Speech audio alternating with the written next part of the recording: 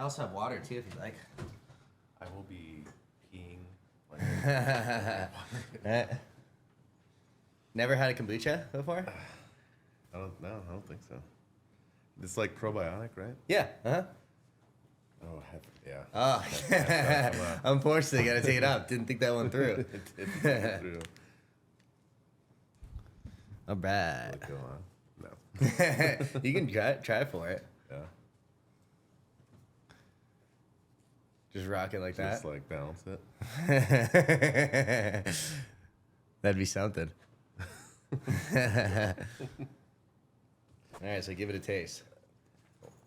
Kombucha is actually one of my favorite types of drinks. This one is Divine Grape. I feel like this is like the best type of grape soda that you could possibly get. That's what it tastes like. Yeah. That's good. Not bad. Yeah, that's pretty. Yeah, Right? it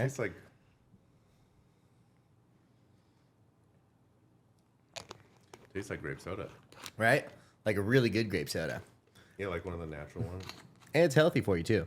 Let's see, this one's got 13 grams of sugar, which that's the only thing that can be high in sugar. But other than that, kombucha is good for you. I mean, compared to a regular soda. Oh yeah, regular soda's maybe 40 grams or something. Yeah. Yeah. Well, yeah. Kombucha is just the nice gut health stuff. Okay, yeah, like the probiotic stuff, Yeah, right? exactly. Here, try to bring the mic about like a fist distance from your face. You can move this all around or however you want. Is that good? Yeah, I think it's Nice. good. Yeah. How are you today? I'm good. Nice. How are you? I'm doing good.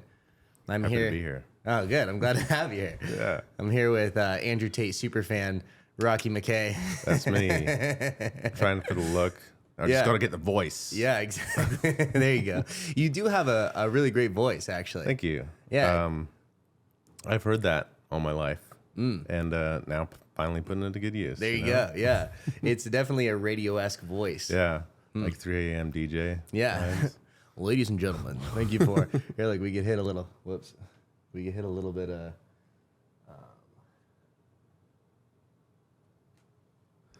Yeah, there you go. Welcome to the Jazz Zone. It's 3 a.m. with your boy, Rocky, and Joey. No credentials. Coming at you live. That's fucking awesome. I know, yeah. The whole soundboard's pretty good. There's like a bunch of crazy stuff on here. There is Record scratch. I know, yeah. Most of them are just like voice changers. I think on that one, I think is like we could do. That's the appropriate response for you getting here. And then the other one are like mostly voice changing stuff. So I could go like, we could go, yo, yo, yo. Ooh. That's pretty cool. Yeah, this thing's pretty cool. I want to get one of these. Yeah, I actually just found out it does most of that stuff maybe like a month after having it. I mostly, really? Yeah, I mostly got it just to, or I got it for this because I heard it was like an essential part of having a podcast. You need like a separate recording thing that handles the audio files. And then like after a while, I'm like, wonder what these fucking buttons do. And I just started pushing around. And they do some cool stuff. When I had my podcast, I didn't do any of like handle this, but one of the other people on it got one and like ran everything through it. It makes the audio quality a lot better. Oh, much better. And yeah, and then once the story behind my podcast is I was gonna say I didn't know you had a podcast. I did, and it's like in hiatus right now. Maybe we'll come back one day, maybe we won't. But it was originally 5 of us because we all had before the podcast like 10 years ago. Wow. So in my early 20s. Oh, before the podcast, you're saying? Yeah. The podcast was only like a year old. But before the podcast, we had like a comedy group where we had a YouTube channel. And we'd make like skits. Oh, wow. And then, people moved away. People like got jobs. You know, it was like not feasible to do it that much anymore. We still tried a little bit. But then in 2020, when like COVID happened and everyone was doing podcasts, we were like, we should just get the crew back together. Yeah. And do a podcast. Let's get the band back together. Yeah, so we did, and it was cool. A lot of it was over Zoom because like people lived in different states and COVID was going on anyway. So, so it wasn't like this. Yeah. It's like sort of fun to watch. Oh yeah. We had a video version, but it was like Zoom video, so not good. Yeah. But did everyone have a legit mic? Was the audio doing okay? I bought not as legit as this, honestly. Like I bought a legit mic. It might have been because like the soundboard wasn't as good, or because my mic, like, it looked legit. It looked like this. Yeah. But it was like only $40. So I'm not sure if it was like the quality was there.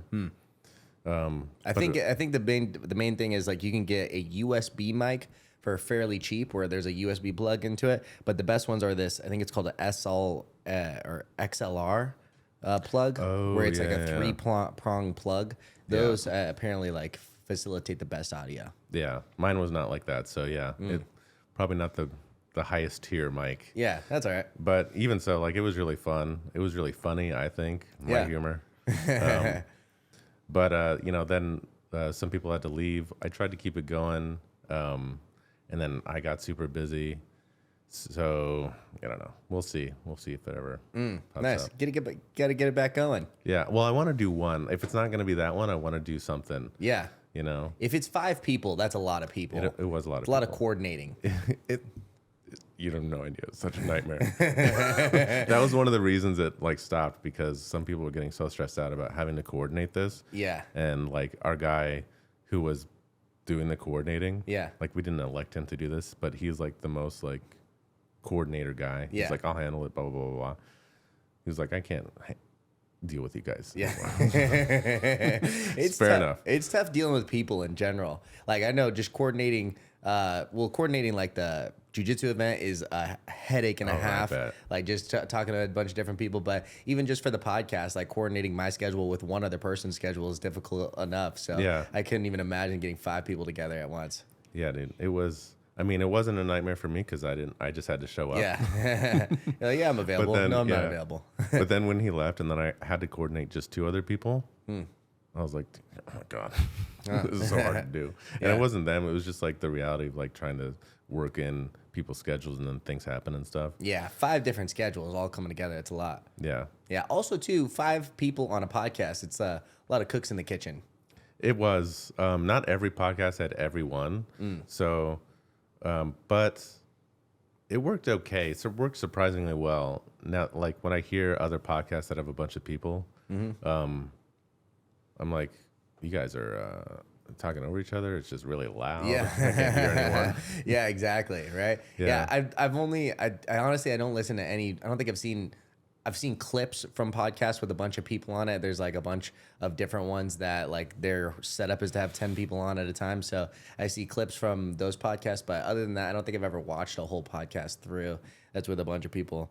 Maybe Shane Gillis went on like the Barstool Guys sports podcast, and there was like 10 of them, but they all ended up getting super drunk, and like Shane got in a fight with one of their producers. I think that's the only one I've seen with a bunch of people. That's what's his name's podcast? The Big Cat or whatever his name is.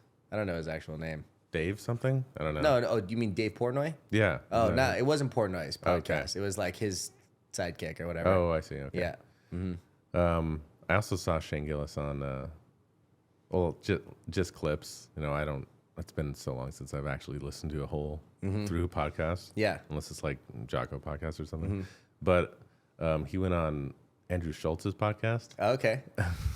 And because Andrew Schultz does a thing where he's like, he pretends to be shocked or something, and then Shane was like, "What are you doing, bro?" I fucking love that guy. Shane is hilarious. He's actually in town this weekend. I'm going to see him tomorrow.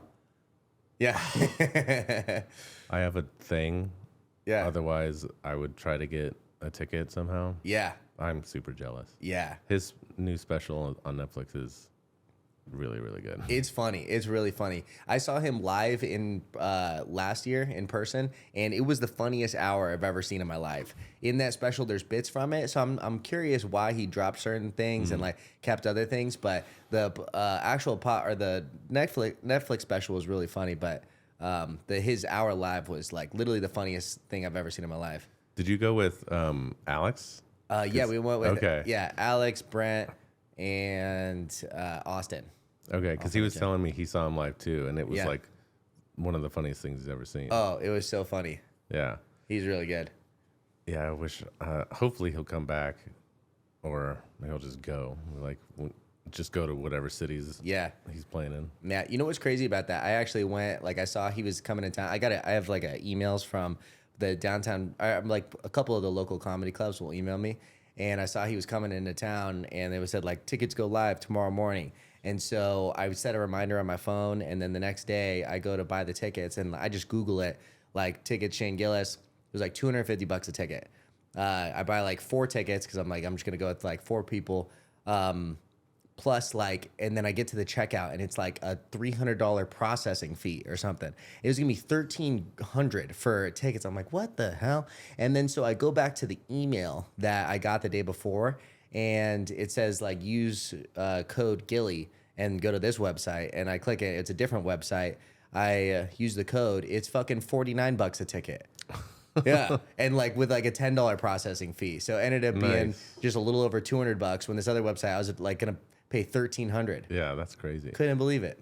That's awesome that he hooked it up like that, because some of these like ticket middlemen companies, they just like they pile on these fees. Gouge you. Great. Yeah, imagine they probably get it less than $50 a ticket, and then they were selling it for that. Yeah, so crazy. It's pretty much scalping, but legally, like, I guess.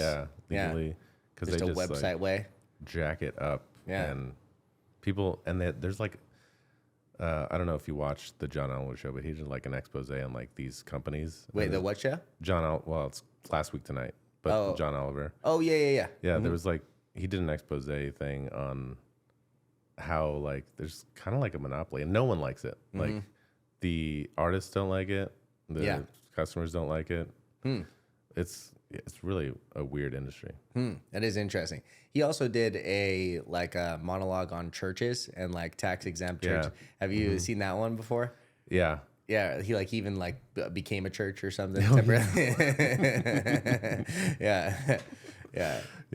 He's pretty good. Yeah, I like that show a lot. Yeah. So you've just recently got past the bar, right? Yeah. You're a lawyer now. Technically, there's like I still have to swear in that my character in fitness is still in process. It's like this very detailed background check, and it's very slow. Like it's been very slow these past years, I hear. Some people got theirs processed, but like me, I've had a life. I'm an interesting guy. I got some background to me. Like they got some files to go through. There's 10 years in between. Well, 5 years in between graduating undergrad and going to law school. And like 10 years, or no, 12, I don't know math. That's why I went to law school. Like 13 years, I guess, between when I became an adult and went to law school. So I went to law school kind of late at 31. So like there's this whole period where stuff happens. But a lot of people go like to undergrad, they graduate like on time, which I did not, and then immediately to law school. So there's barely anything to look into. There's like high school and then... Gotcha. Yeah, they're like 22 years old, like getting into it. Yeah, so like some people it's really quick, and then some people it's just like taking a long time. Now, what is it? You said a character in fitness? Character in fitness. Like they're just trying to check out like who you are as a person? Yeah, you have to be morally fit as well to get a license. Interesting. Yeah, which is, I mean, that makes sense. You don't want like a dude that has a history of defrauding people. Yeah. But like every state's different. So Arizona is like one of the more extensive. And then I think Texas, they just like barely look in anyway. So I know the bar is like the check mark to become a lawyer, but like what is the bar? Like the exam itself? Yeah. It is a very grueling multiple choice and essay exam that usually the standard one takes place over 2 days, over how many hours? I think comes out to like 6 hours a day. Wow. Something like that. I'm a super slow test taker too. Yeah, so am I. So I got accommodations because I have just a history of I can't slow read. test taking. You can't what? I can't read. Oh. I read very, very slowly, and then I get distracted. Like I have ADHD, so like I'll read something and then like, oh shit, what am I doing? Yeah. So if you have accommodations though, mine are only Hey, crazy cat. Mine are time and a half, but because of the way so it you works got out, like 9 hours to do it. well, I had to do it over 4 days.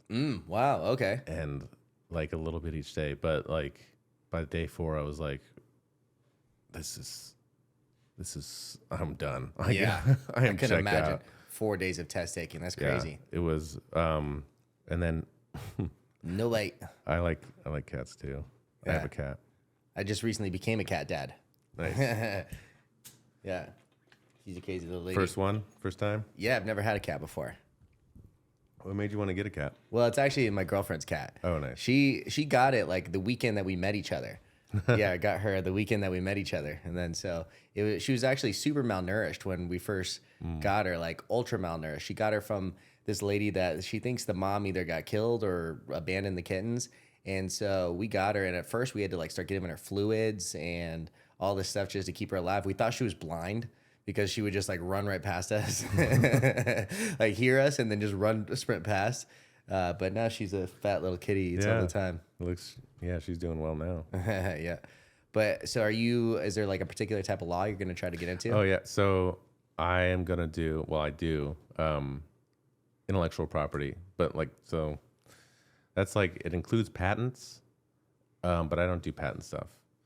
It's cause it's too sciencey. Like I like science, but I can't do it. So copyright and trademark. So like fucking. Could it be like music? Yes, be like intellectual property? Music, anything like written in a tangible medium that's actually the standard for, it has to be long enough and minimally creative and stuff. That's like the copyrightable material. And I love all that stuff. Minimally creative. Minimally creative. Speaking of, that reminds me, I actually had another podcast called Minimally Creative. It wasn't like mine because it was through when I went to law school. And I was president of Law Students for the Arts last year. And I was like, we're going to start a podcast. And so we called it Minimally Creative. And it's about like IP law and stuff like that, and arts and the arts, the law. All that stuff that I like. Interesting. Yeah. Nice. So are you working for a law firm yet, or you got? I am. Yeah. Oh, okay. Yeah. Really? And I have never liked a job more. Oh, really? Which is, I mean, that's good. Good thing I went to law school. Yeah, for sure. I don't just say that but like my previous jobs were just sort of like, they were jobs, and there was like a possibility, like if you stayed in a long time, you could go like up a little bit, but not much advancement. Yeah. And nowhere I really want to do advance. So they were just like jobs, and what you do is you clock in, there's the time, and then you clock out and you go home, and it's sort of like, I don't know, it just kind of sucks. Yeah. And I was like, maybe working's just not for me, Yeah. Working in general. Just not for me.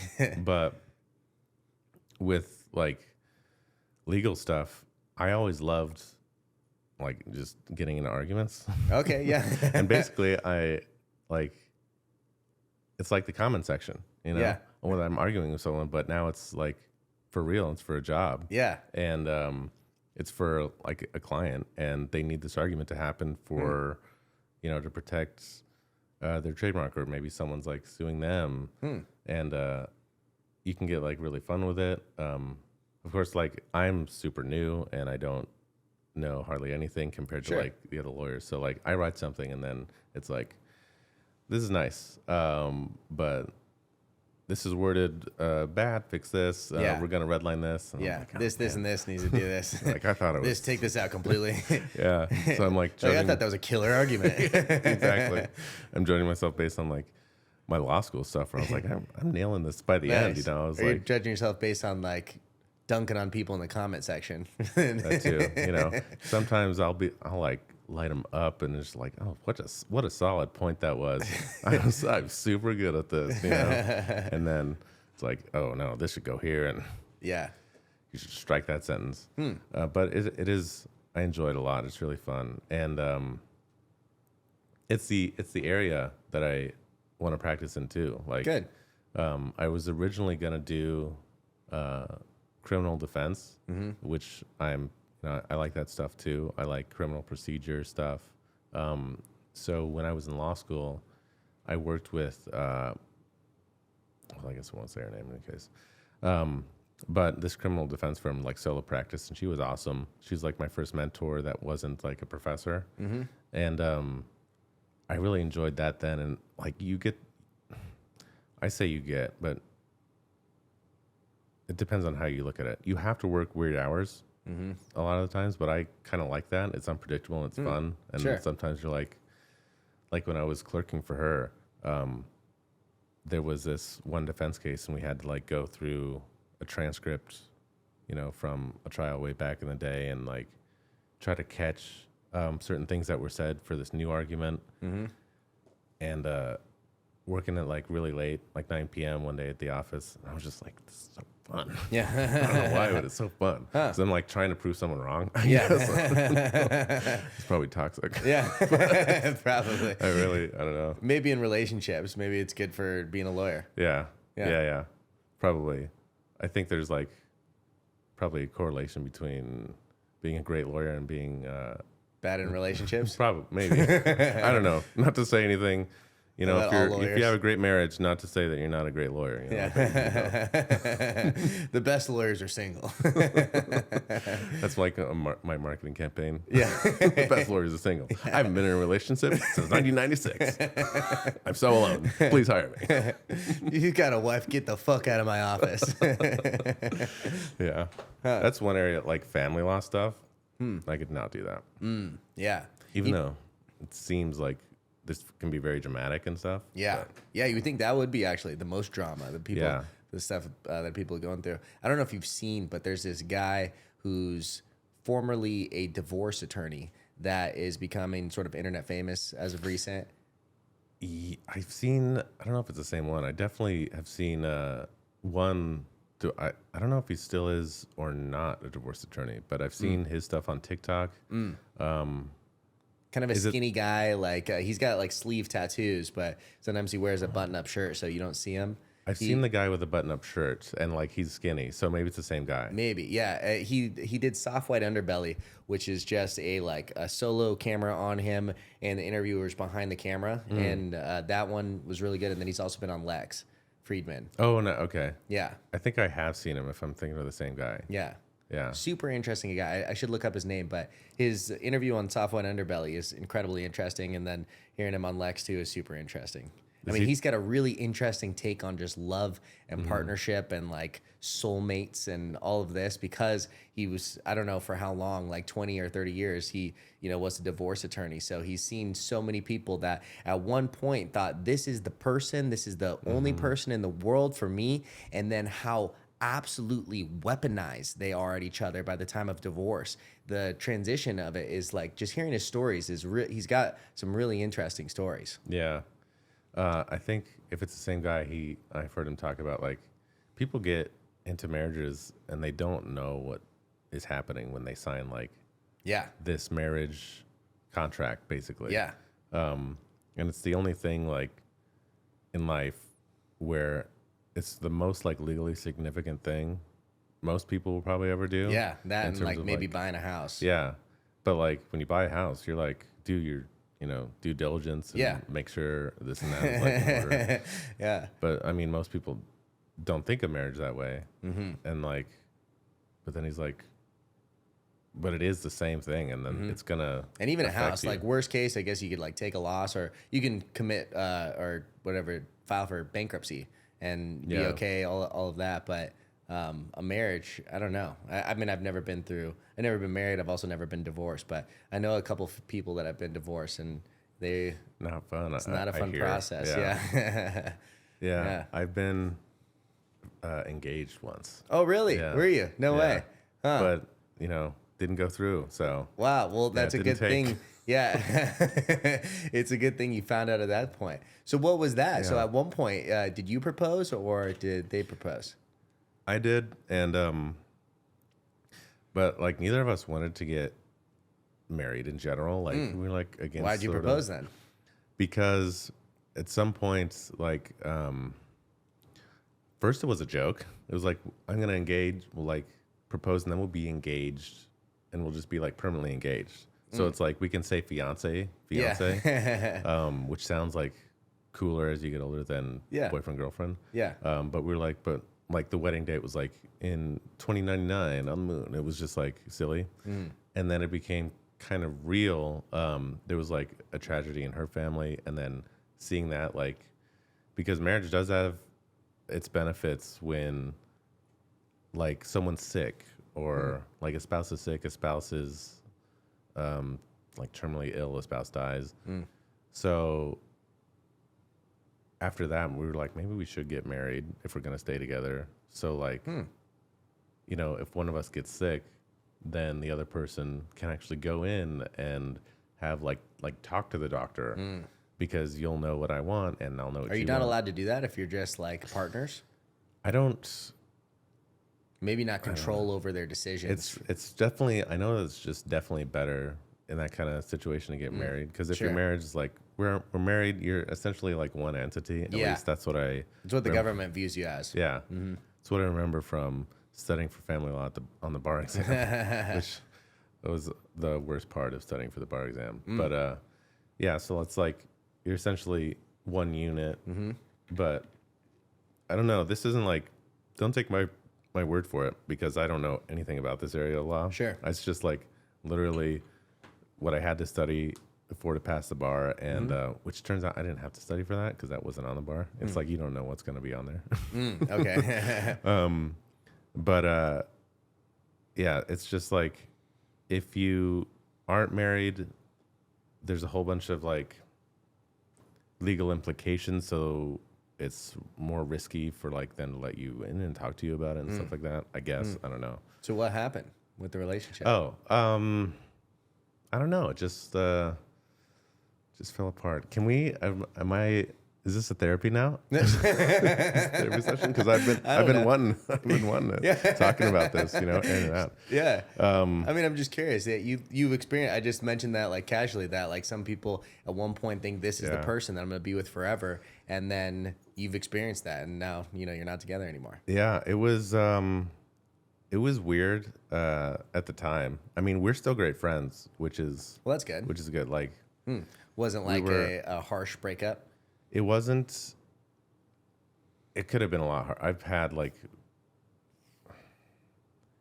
harsher situations, for sure. But, I mean, it was still... All breakups are tough. It wasn't, like, fun. Yeah. But throughout it, we were, like... not hostile to each other. You know, we're adult about it, and we just wanted different things. I was like gonna move away for law school, and she was like, I don't really know if I want to do that. You know, I don't know if I want this. Yeah. And well, that's a good tell right there. Sometimes when one party has to make a significant change, it's like, are you gonna do this with me or aren't you? Yeah. Yeah. So I mean, like, when you want different things, you got to go down two different paths. It's hard to like stay together at that point. Yeah, exactly. That's funny. My buddy Casey just went through. You might have met Casey. He trained at the gym for a while, but although he's the most inconsistent person in the world, so maybe you didn't meet him. But what's he look like? He might look different than even now. He's put him on about like over 60 pounds since he left the gym. So he's thick bodied right now, but he's like 6 foot, blonde guy. He's got like a back tattoo the size of his entire back, and now he's got sleeve and a leg tattoo too. But he's a funny guy, super loud, very talkative. Nice. And he was also the first person on the pod, actually. Oh, cool. Yeah, he came. Oh, I saw him on the podcast then. Oh, okay, yeah. I don't think I met him at training, but yeah. Yeah, so him and his girl like met each other, and then were saying I love you within like 4 days to each other, became boyfriend and girlfriend within like that week, and then moved in with each other within like a month. and then she got some letter that she was going to have to move for law school, actually. Oh. And yeah, now they moved to California together to go to law school. She was originally actually going to go to the East Coast, but went to the West Coast because it was closer to his family. Oh, nice. Yeah. Look at that. Yeah. Fuckers. Yeah, but that's a good thing. I mean, probably one of the worst things you could have done is move with someone that you don't want to be with. I'm glad it didn't happen. I'm glad she wasn't just like, I guess I'll move, and like didn't say anything, because that would have been awful. And I couldn't personally imagine being in a relationship while I'm in law school or studying for the bar. I also wouldn't want to be in their shoes, having to be in a relationship with me while I have to do all this stuff. Yeah. Like, it's incredibly time consuming, right? Yeah. Yeah. I mean, they're doing it, I guess. I've heard it's incredibly time consuming. Yeah. And I'm just not cut out for, well, I wasn't during law school. I'm like, I couldn't think about it. Apparently, tell me if this is true in your case, where she's going to law school, she's not allowed to have a job. I wasn't allowed to have a job either. Really? At least the first year. Wow. Because they want you to because it is a lot that you have to do. So they're like, and they care about your grades, because I mean, it affects stats. It affects your ability to pass the bar, how well you study the first year, especially because those first year classes are mainly bar classes. So they don't want you. And then you do 4 years of it? 3. Oh, okay. 3, yeah. Wow. And they put all the stuff you test at the end in the first year. I mean, they put a lot of it. There's some, but I don't know how it is at other schools, but for us, the first year was loaded with all the required classes that you had to take. And then you could pick and choose. And you could pick there's more bar classes and more stuff that would be on the bar than what is in the first year.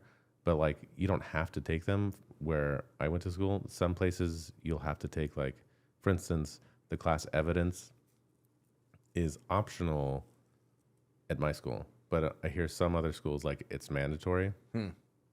But so they pretty much, they load it up, and it does give you a good base of the next classes you'll have to learn for the bar, if you want to do that, or just in general. Yeah. But it is, it's sort of you learn the most, the biggest chunk of what's going to be on the bar your first year. And then you have 2 years of kind of doing the classes you want to take.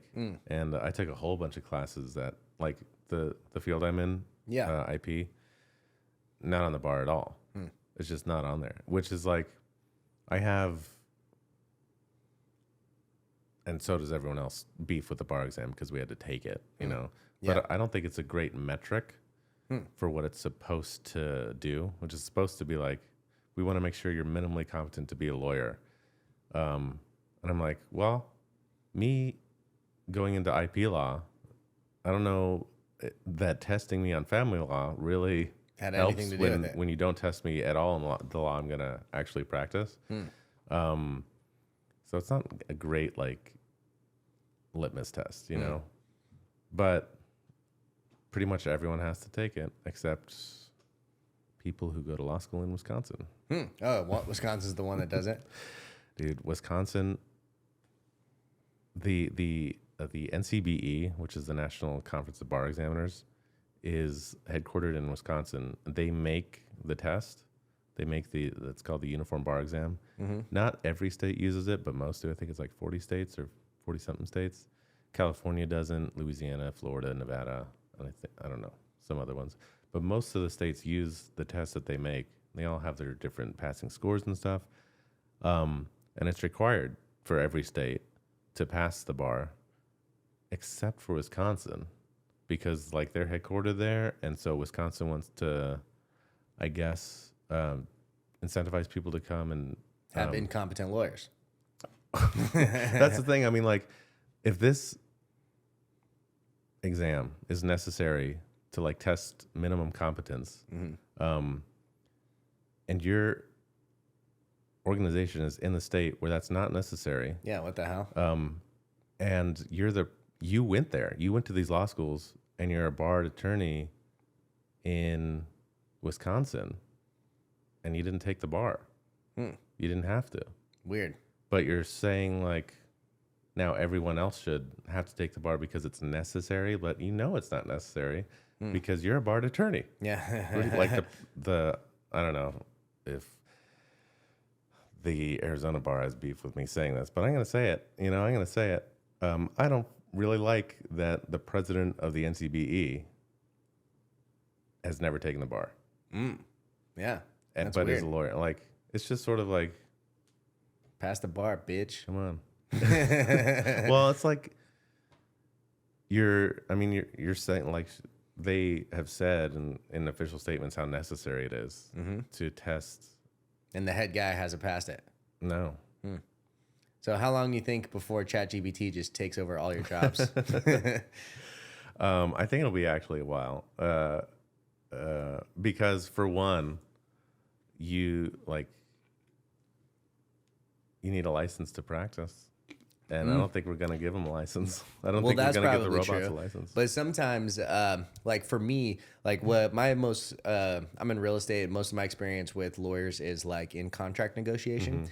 And what I could imagine it could be very useful for is like sometimes a contract could be 40 or 50 pages of fucking legal nonsense. And you have agreed terms. Like typically how a deal works is you submit, like I'm in commercial real estate. Maybe it's different when you're negotiating a house, but typically you submit a letter of intent, which is the major deal points. It's like, I want to pay this much. I'm going to have this much of due diligence. We're going to close on this date. So just very general terms. And then you go to contract, and the letter of intent could be 1 page, maybe 2 pages. The contract could be 40 or 50 pages. And so you have certain things that buyer needs to look out for, seller needs to look out for. So lawyers can go back and forth for like the most I've experienced is like maybe 3 months or so. And both lawyers were just taking a long time doing it. But what I imagine is you could just fucking copy paste that shit into ChatGPT. And if it knows like what to look out for a buyer, or if it knows what to look out for a seller, it can just make all those edits in one go and then send it back.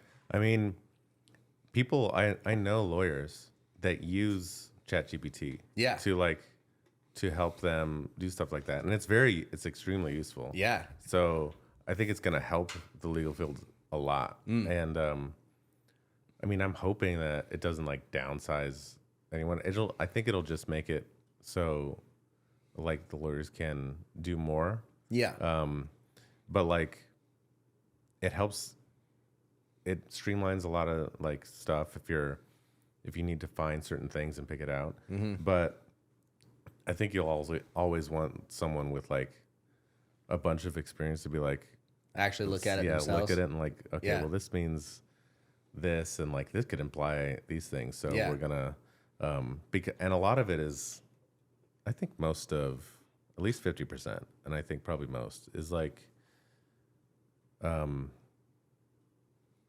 relationship type stuff, like the relationship with the client, the relationship with like you're trying to, as far as being a successful lawyer. Yeah, you've got a lot of relationships. Yeah, and like doing well for your client. Like if you're helping a client negotiate a bunch of terms for like a licensing agreement or whatever, a big part of that I think is like you're building like the human element, like talking to the other side, or even if it's hostile, like in litigation where they butt heads a lot. Yeah, they're butting heads. Like it's not a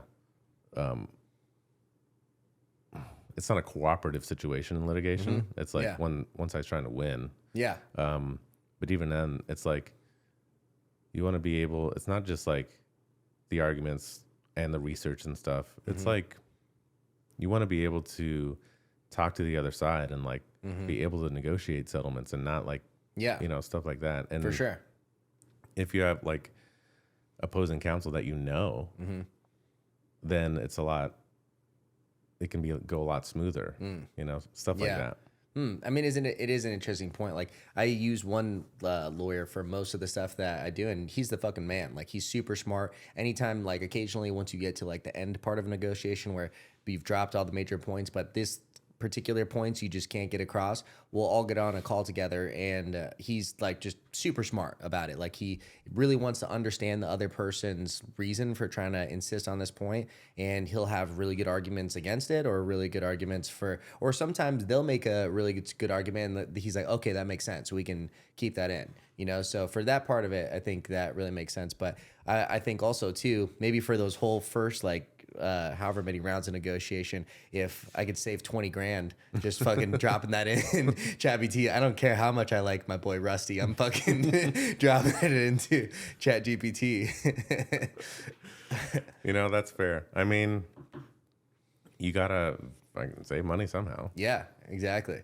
Yeah. It is interesting how like everyone thought like the advancement of technology would replace all the blue collar jobs, you know, all the burger flippers and, you know, the people who clean rooms and whatnot. But it seems to be there's a threat with ChatGPT that it might replace a lot of white collar jobs.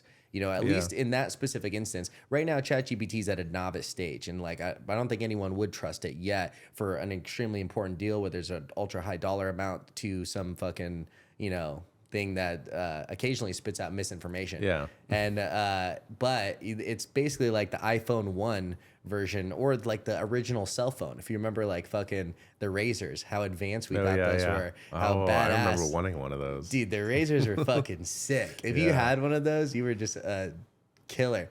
And it just had a fucking 1 through 9 buttons on it. You know, it couldn't go on the internet, or the internet was super shitty if it could. And now, like compared to the iPhone 14 or whatever we're out now, it's just not even comparable. I think ChatGPT or AI is going to develop in a similar way. Yeah, I think technology is so unpredictable that I would put my money on either it going somewhere super fast, like unexpectedly, like, holy shit, there's been a breakthrough and like no one expected it to happen this fast, or it taking a long time. Like I think it's gonna be one of those two things, where like it suddenly happens all at once, or it's like ChatGPT gets invented now and doesn't really do anything for a while. It's like we don't know where like the problem is, but we can't figure out how to do this, and then all of a sudden, like way down the line, it happens. Seems with the progress of technology just over the last 20 years that latter is less likely of the two. Yeah, it happens slowly. Well, yeah, I mean it itself came out of nowhere. Yeah. Like one day there was no ChatGPT. You couldn't like go and talk to an AI and have it like write an essay for you. And then the next day you could. Yeah. And it would do it. Yeah. And that happened very like, I'm sure it took however long to develop. But for all of us. Now it's like, all of a sudden. Yeah. And people use it for like homework and all sorts of things. It's extremely useful to. Yeah. There's, my friend is a professor. And he's encountering like essays and stuff coming from students that were clearly like written. They're just too good. Like this guy's a fucking just, idiot. Like you can tell. Like there's no. It's the information is there, but there's no soul in this content. But you can't like. It's unprovable, and then you can't really like go and be like, I know you did this. And that could like also, if you could prove it, like you don't really want to, like he doesn't want to really mess up some students' entire life. Yeah. So what a lot of professors and stuff are doing is like just grading it, and then it's not a good grade because like even though the content's there, it's sort of like this has like no heart in it. Like it doesn't really. Yeah. Well, so I think that is part of it. Like, you know, it's giving good information, but maybe you need to like edit it out. But also too, it's just at a very novice stage. Again, this is just the fucking Razor version of what we're gonna have a iPhone 30 version of in the future. Like, have you seen the AI voice, the AI singing? Where it's like, it could be like Donald Trump singing Adele and it's like belting a beautiful song, or like fucking, you know, Barack Obama singing Sweet Caroline, and like it's so good. Like the voice, and it sounds exactly like them if they had a perfect voice. But it's like it sounds like if they were to sing and they had a perfect voice, they're singing it, and it sounds awesome, honestly. It's hilarious watching it. Yeah, there's some I think someone made an original AI Drake song, and like yeah, it went super viral. It's actually a sick song. Yeah, and it's like there's so many. Well, it was like came through with my ex like Selena just to flex. Like it was a really good. No shade on anyone who likes Drake. I think Drake's voice is the easiest to make, to manipulate. to make an AI. I have my friend, the same friend, the professor friend, really likes Drake, and I'm like, I've never liked Drake's music because I think his voice is just very monotone. Yeah. But what was I gonna say before that? Oh my god, I totally forgot. The AI singing. Oh yeah, there's a lot of uncertain like legal stuff like with copyright. Like we really know. Can you use someone's voice? Yeah, I don't. So apparently, I don't know. But apparently, because that song went so viral, whatever record label Drake is with, they put out a statement that said was that like basically to the effect of like you're either with the artists or you're with like scammers, or you're with people who are trying to steal their money, because it was a fucking song that slapped and a lot of people really liked it and it became viral for a bit. And so there's the potential of doing that. And like who is it? Post Malone talked about that could be the future of AI in a certain way, where you could say, you know, I want a song by Post Malone, but about, you know, my fucking, you know, girlfriend Becky, and she did this and this situation, like very specific to you, and like have this song that's completely unique to you in this artist that you love's voice and singing it in a way. I mean, that could be something that, you know, there could be creative elements to it in that way. Yeah. Actually, I mean, as long as the artist is getting like paid for it. Well, that's the thing. I don't know if they would. That's the thing. Yeah. Exactly. Like I would want them to, because it's like their likeness. Voice. Yeah. And there is like, I'm pretty sure there's a name, image, and likeness thing that can be involved. But then you can make an AI song with no money and almost no technology. It's just like the open source AI stuff. So you can like maybe, you know, stop someone from doing it if someone's using your voice.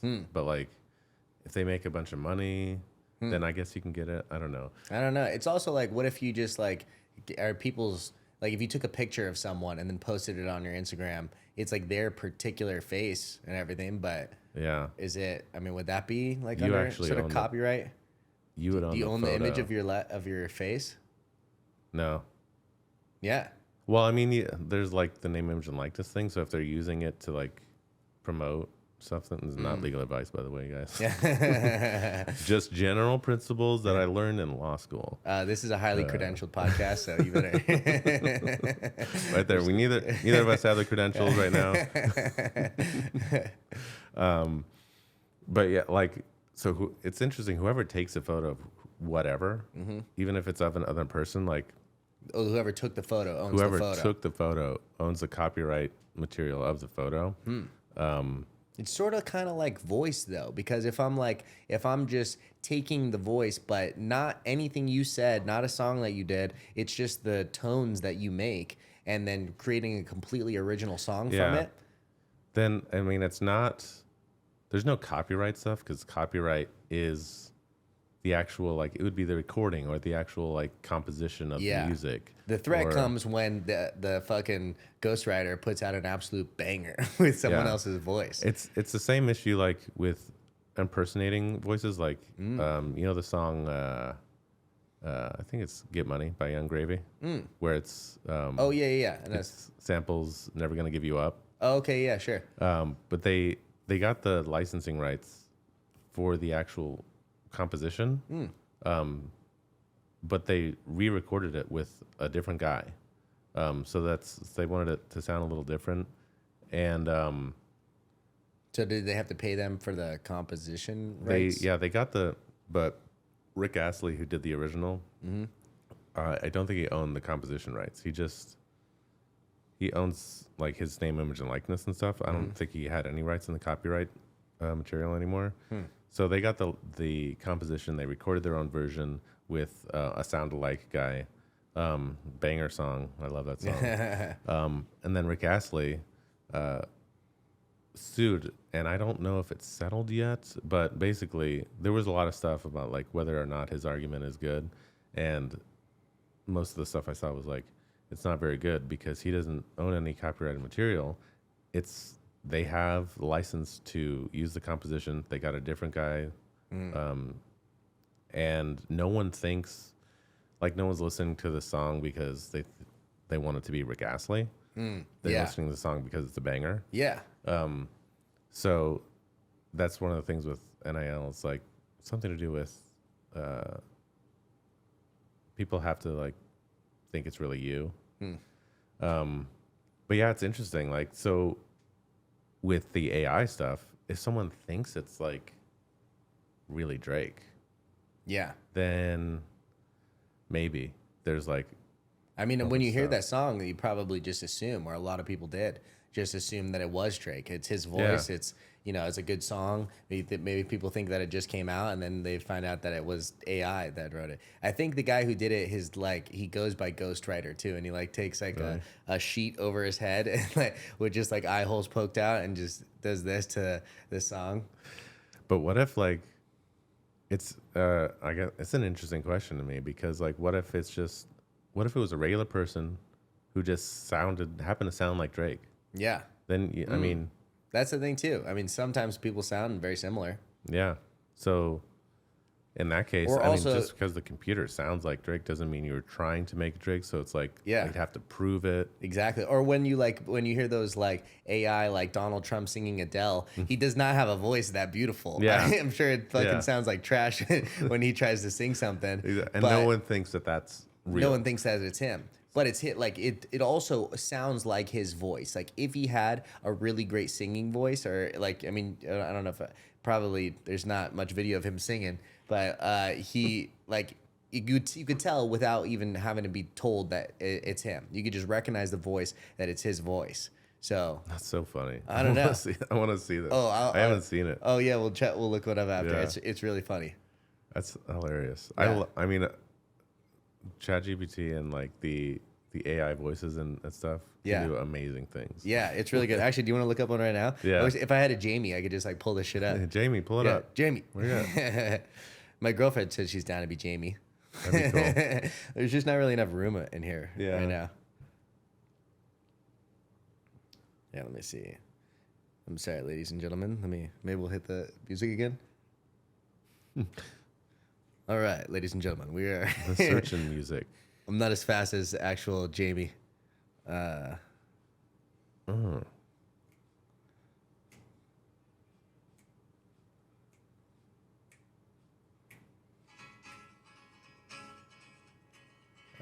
kind of slaps. Yeah, all right. Let me finally go in. Okay. All right, enough of that. I'm also trying to hear this. Yeah, like there's a million different ones. How do you spell Adele? I think it's Adele. Maybe 2 L's. Yeah.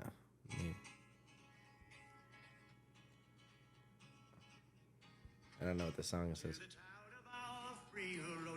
This isn't Adele.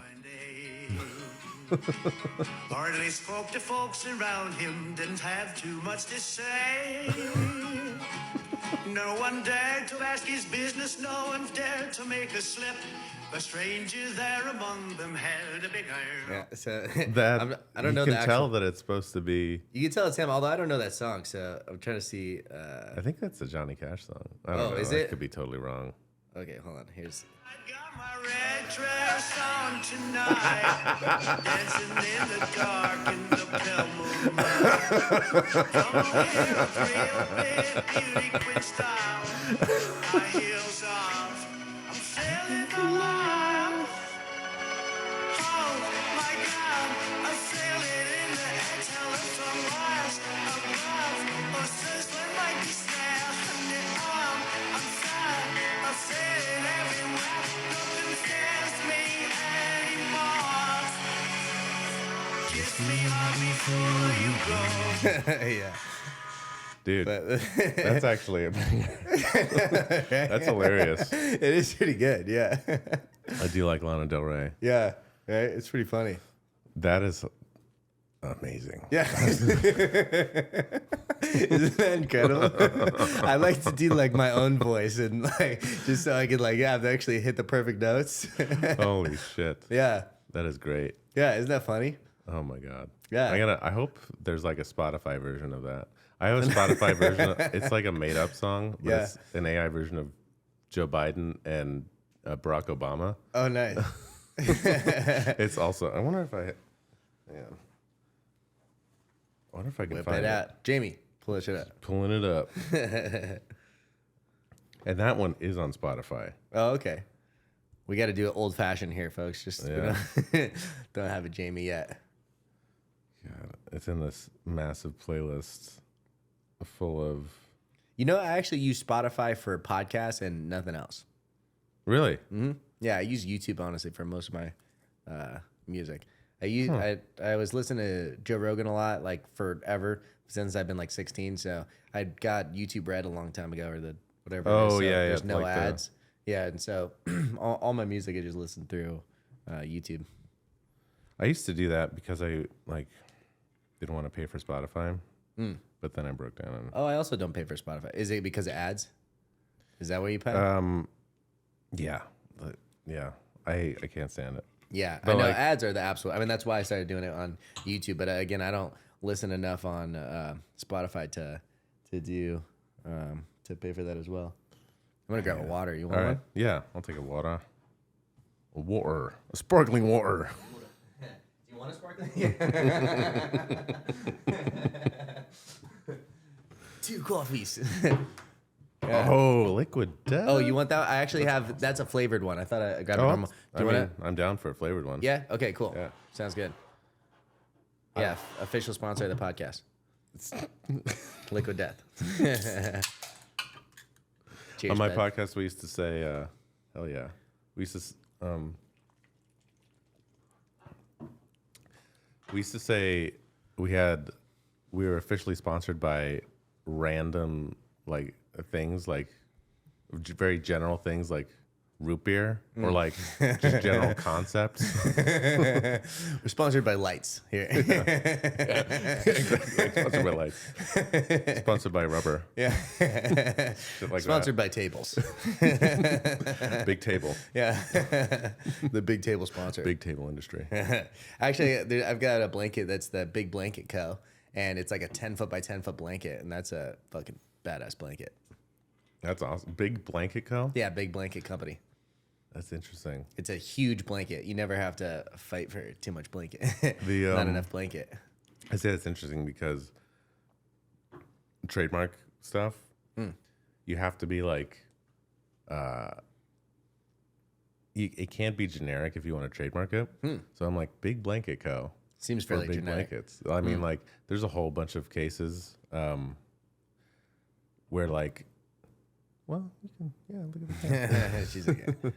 A whole bunch of cases that I learned about where a bunch of things that were originally brands became generic, like, so we don't even think of them as brands, like Kleenex, for instance. I don't know if that's actually became generic already.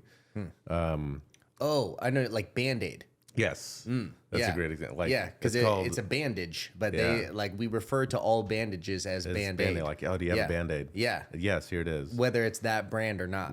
Yeah, that is interesting. Thermos is another one. Okay. But Thermos was a company. I mean, it still is, I think, and an actual brand of product.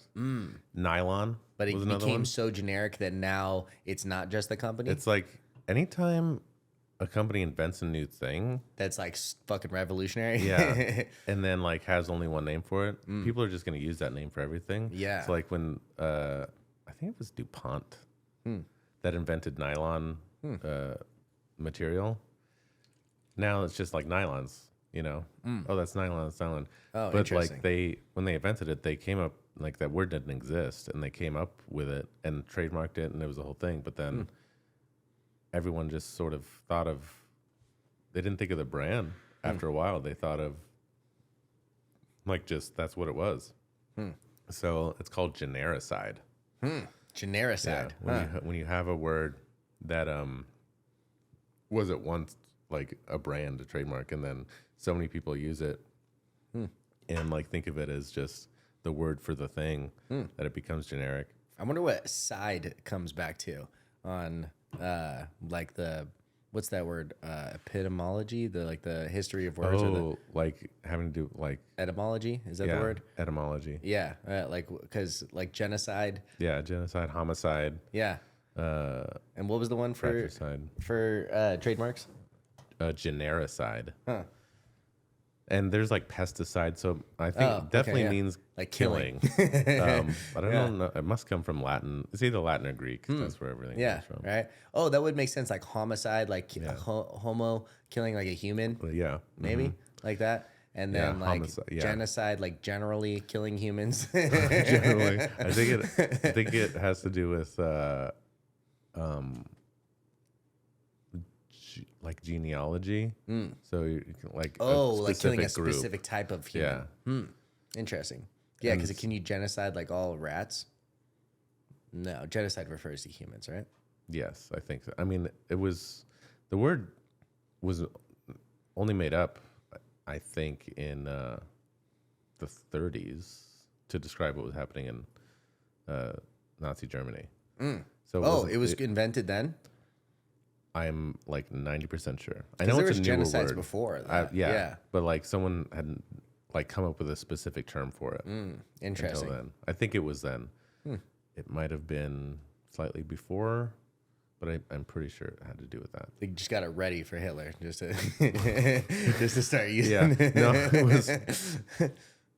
it was like, I wish I knew more about it. I used to, and then I get Fill your head with other law stuff. Yeah. Everything else has to leave.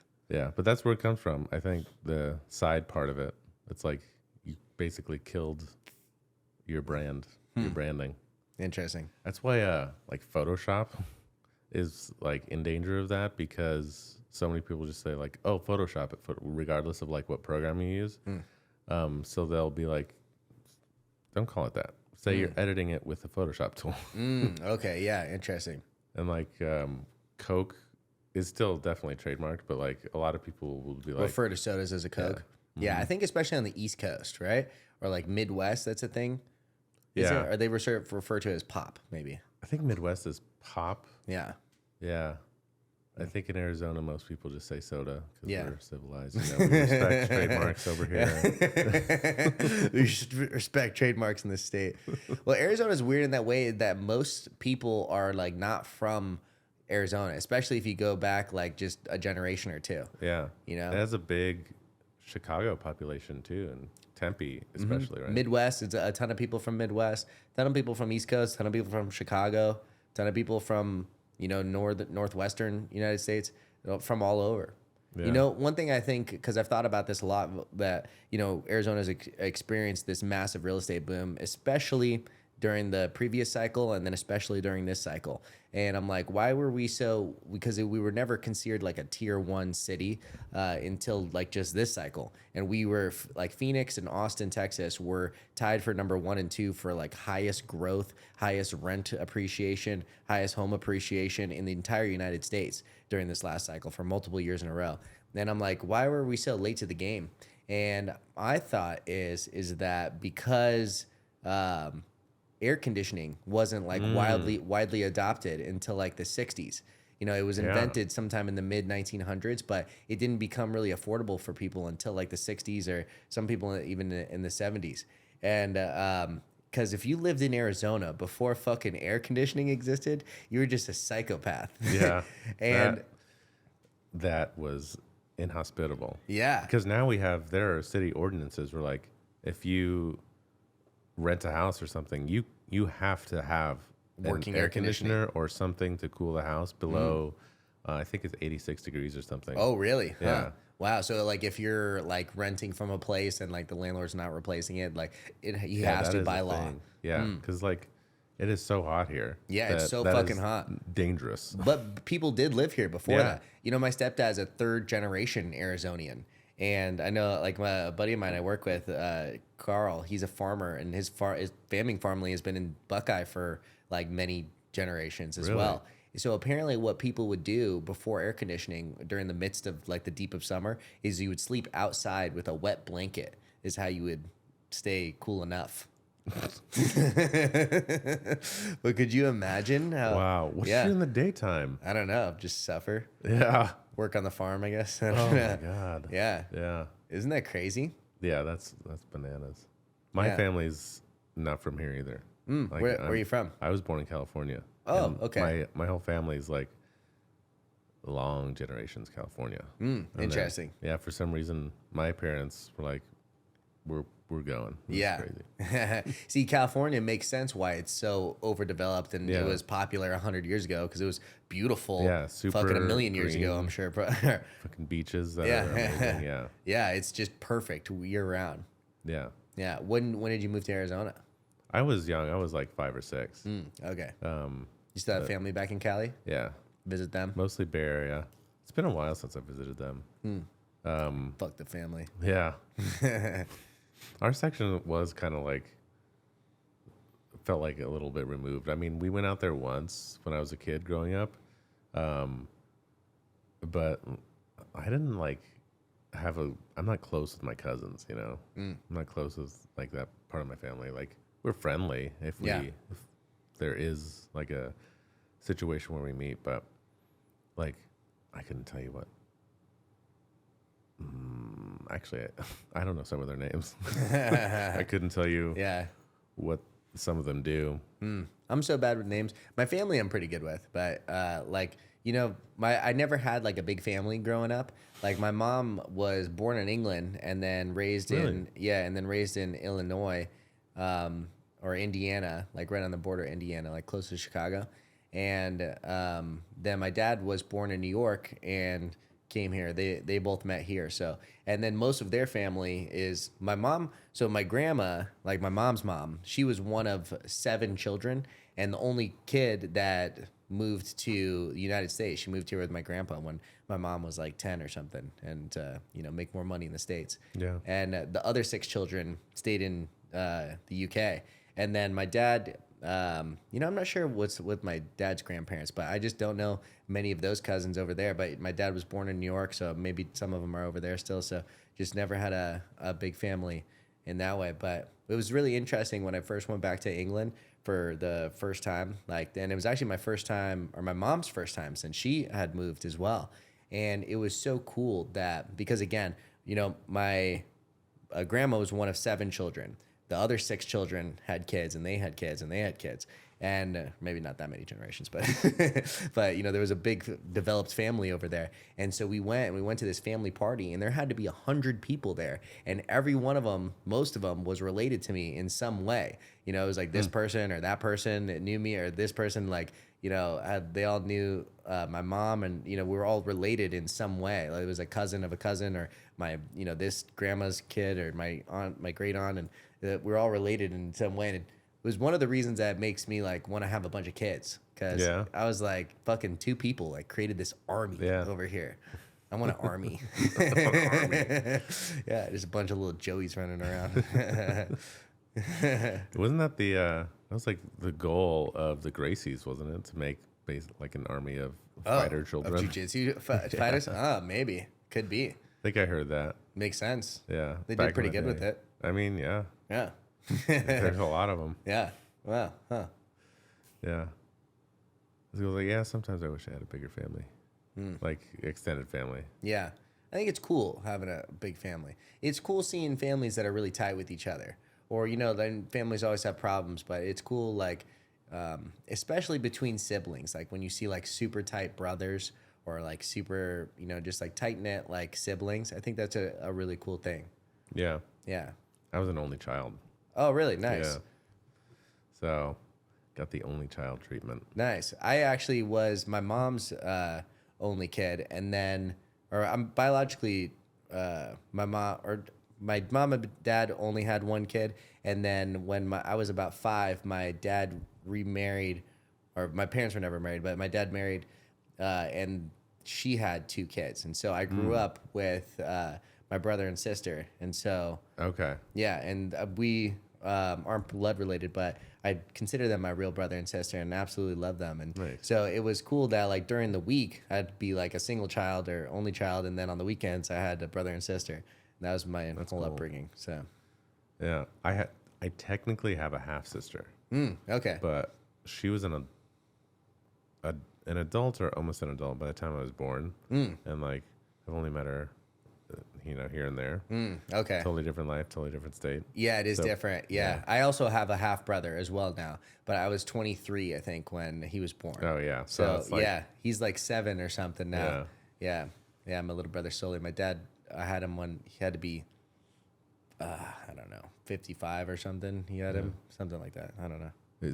Are you 30, 29? I turned 30 this year. Nice. Yeah. Okay. How old are you? I'm 34. Oh, nice. Yeah. So get ready. Get ready for what? The pain. Yeah. Once I turned 30, my body started to really hurt. I mean, you're in way better shape than I was when I was 30, 29. I just did not take care of my body when I was in my 20s, which is stupid. But Yeah. The biggest difference I feel now is that, like, because I've been training jiu-jitsu, like, regularly since I was 22. Like, at 22, I could fucking, you're just like Wolverine. You just, like, you can train like an animal and, like, heal without doing anything. Now I have to have, like, a set recovery routine. I've got to, like, make sure I do stuff to recover, or else, like, fucking everything adds up. Like, today, I trained this morning, and then I did a cold plunge afterwards. And then I was at Greg's place doing physical therapy right before this. Yep. Which I could do better at doing that too, because I'm also I'll get into recovery routines and stay strict with it, but then like I need to I'm super strict with my training. I always maintain a good training schedule, but my recovery routine not so much.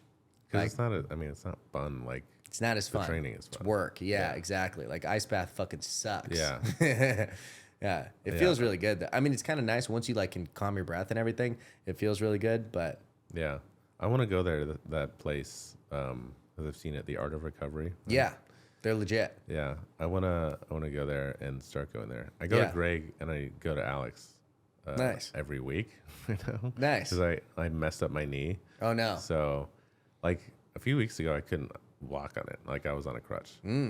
But it's getting better because of like Greg and Alex doing what they're doing. Have you heard of the knees over toes guy? Yes. And I do a little bit of stuff on YouTube. But I'm just gonna buy his thing. And like what is his thing? There's like an app, Knees Over Toes app, and like there's a bunch of fucking plans for maybe puts you in like a set plan. Yeah, because I need like if I'm just sort of aimless, then I'm like I don't know, it's Don't know what to overwhelming, do. I don't know what to do. Yeah. But if I can follow like a thing, I'm like, all right, this is what I do, and then we're good. Yeah, if that works for you, that probably is a good move. Yeah. I've actually just over the past couple months like been trying to implement a lot of our knees over toe stuff. Like luckily I've never had like fucking knock on wood any like serious knee injuries, but as like a preventative measure, I've been trying to do a lot of knees over toe stuff just to have strong knees. And I mean that's one of the things that could be the most catastrophic too. It sucks. Like you can't do anything. You can't fucking move. Yeah. You know, my buddy Jimmy House, he fucking tore his ACL, MCL, PCL all in one fucking, and like partially fractured his femur, and all through just knees over toes stuff, healed it completely. Oh, that's awesome. And in fucking 5 weeks, actually, he deadlifted 600 pounds. Wow. After that catastrophic injury without surgery. That is amazing. Yeah. It's incredible. I mean, part of it, I think, is all the knees over toe stuff that he did leading up to it that gave him like a strong knee and strong foundation to it. But actual tears, like verified from a fucking x-ray or whatever, or whatever the one that sees your ligaments. MRI. Yeah. And in 5 weeks, deadlifted 600 pounds. Wow. Isn't that crazy? That's awesome. Yeah. Knees Over Toes guy. Knees over toes, yeah. Man. Official sponsor of the pot. Yeah, that stuff is awesome. I'm definitely I have to do that because I'm hypermobile. Like I have a Flexible? hypermobility. Well, I mean, not in a good way. It's basically I have like loose ligaments. Okay, I see what you mean. Yeah, it's Ehlers-Danlos syndrome, or there's like other hypermobility stuff. But basically, like for my shoulder, for instance, instead of being like locked in there with the ligaments sort of like holding it, it's more like a little bit like that. Ah, I got you. So there's like, if I'm like put in a Kimura, for example, you can go further. Very flexible in that direction. Yeah, but like it's still not good for your body. It, like ends up causing a lot of pain in general, and like it makes you more prone to like dislocation or like what happened to my knee. Greg thinks it like might have popped out and popped back in really quickly, stuff like that. It's just sort of like unstable, essentially. I think those knees over toe stuff could probably really help you. Yeah. A lot of what it does is just help with stability, and it could do it at any level. I mean, part of like what he markets to is like older people that like the biggest reason people fall is because of weakness in that knees over toes angle. Yeah. Yeah. I do his backwards on the treadmill thing. Nice. Yeah, Like like every time. like an That's off right. treadmill, just like forcing it backwards. Yeah. Yep. That's good. Yeah. Nice. That stuff's good. Yeah. Yeah, I've been doing I've been doing similar stuff. Like lately what I've been doing is like the slant board, doing either like squats on the slant board. I'll do it with like dumbbells so I have something, or like put a slant board on the like a second step and then just keep stepping down with it with dumbbells too, so you're weighted going up and down. Nice. Yeah. Yeah. I haven't been able to work out my legs. Really. I mean, I could work out one by doing stuff, but or when I go to Greg, he has those blood restricted. Oh yeah. Blood, like the band things that inflate. That's really cool because you can like not stress the joints as much, but like still work the muscle. Get like a legitimate workout with it. Yeah, they're super tough. It burns like crazy. It feels weird because you're like, it doesn't feel like I'm doing that much. You know, I'm just like. He put those like on my upper thighs, and I took shots down the mat, and it's like a couple shots, your legs are tired. Yeah. It's interesting. Did you hurt your knee in jiu-jitsu? Mm-hmm. What happened? Yeah.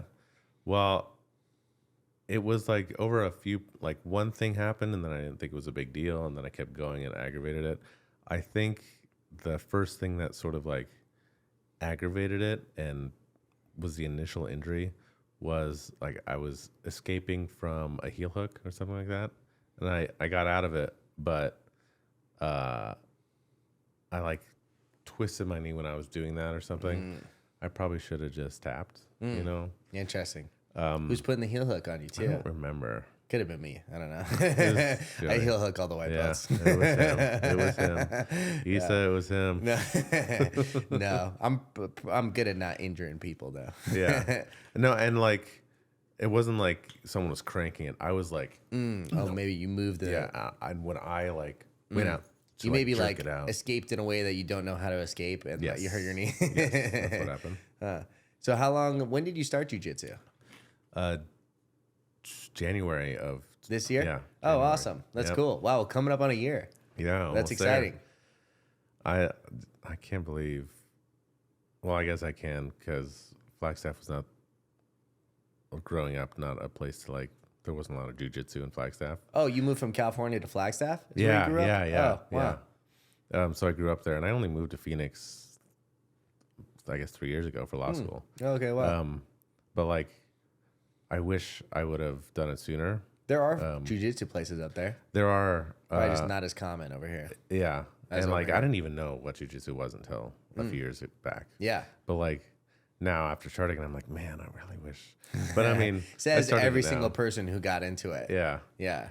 like I can't imagine like starting it as a kid would be super awesome. It'd be incredible. Well, I mean, every single person who does it, like once they're into it, it's like, oh, I should have started earlier. Yeah. My buddy Patrick, I just had on yesterday. He's 49. He must have started within like the last 5 years or so, and every single person says that. Like Yeah. he brought up that every single person says that. Yeah. He actually just won Masters Worlds. And so, I mean, Nice. it's possible at every fucking age group. We've got our boy John Lombardi. He's 59, training with us, getting after it, doing competitions. Yeah, I'm gonna compete in the Masters Worlds in December. Oh, That's awesome. The plan. Yeah. Okay, cool. Where's that located? I don't know exactly. Somewhere in Phoenix. It's definitely. It is in somewhere. Phoenix. Yeah. Okay, cool. Is it an IBJJF? I think so. I can't be certain though. Couldn't tell you for sure. But Nogi Worlds is in Las Vegas. oh, really? Is that also in December? Yeah. I mean, I always love going to Vegas. Vegas is fun for sure. Yeah, that could be cool. But yeah, so that's the plan. As long as my knee doesn't get worse, I'm gonna go for it, even if it's like not 100%. It's just like I just want to try it. I want to do something. It's sort of